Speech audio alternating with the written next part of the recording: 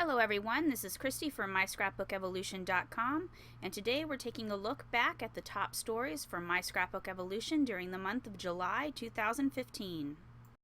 July was a little quiet around My Scrapbook Evolution, but we still managed to share quite a bit of inspiration with you. As requested from the Digi Scrapcast, I went ahead and gave you a behind-the-scenes look in one of my scrapbook albums. I shared how I store my 12x12 paper layouts alongside my project life spreads to create one cohesive story for each month.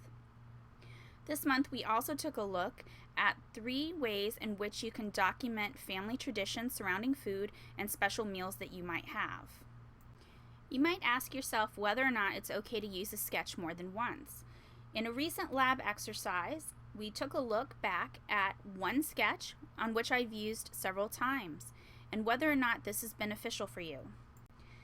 This last month I participated in Simple Stash Bash from Simple Scrapper, and I shared how I've learned to take an inventory of my items to get my stash under control. I took a look at some of my favorites from CHA and gave you an idea of how you can approach the CHA releases with your budget in mind. If you're interested in being on design teams, I share some of my favorite resources for finding the design team calls. You'll definitely want to check the article out, as I also discuss with you how forming relationships in the scrapbook industry can be very conducive to helping you join teams. We also revisited the 6x6 paper pad series, and Let's Go 6x6. I completed a sketch for scrapbook challenges using accents from 6x6 paper pads. And of course, no month would be complete without visiting the Digi Scrap Geek podcast. Speaking of creative teams, you'll want to check out episode 37, in which we had Tracy Reed visit the show. We discussed Creative Team 101, pretty much covering what you need to know to be on a design team. In episode 38, I joined my co-host as we answered audience mail and any questions that you'd submitted to us in our Facebook group. This is the same episode that inspired me to create the Pockets of a Paper Scientist episode with the tour of my album, so you'll definitely want to check this one out. In episode 39, photographer Lix Hewitt joined us to give us tips for posing for photos, especially portraits, and for processing your photos.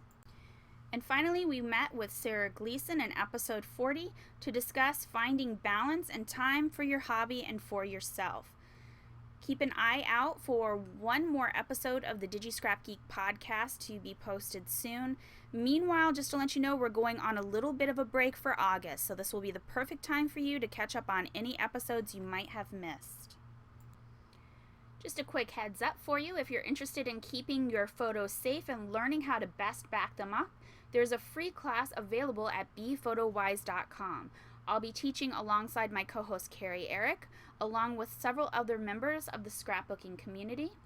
The class takes place on September 26, 2015, and as I mentioned, it's free, but you do need to go and register. There are limited spaces available, so head over to bephotowise.com for that. And of course, this is just the tip of the iceberg when it comes to the articles available to you from MSC. Be sure to head over and check out the July 2015 archives for both the blog and the main website. You'll find more inspiration from My Scrapbook Evolution there. Otherwise, stay tuned. There's going to be a lot of articles published during the month of August.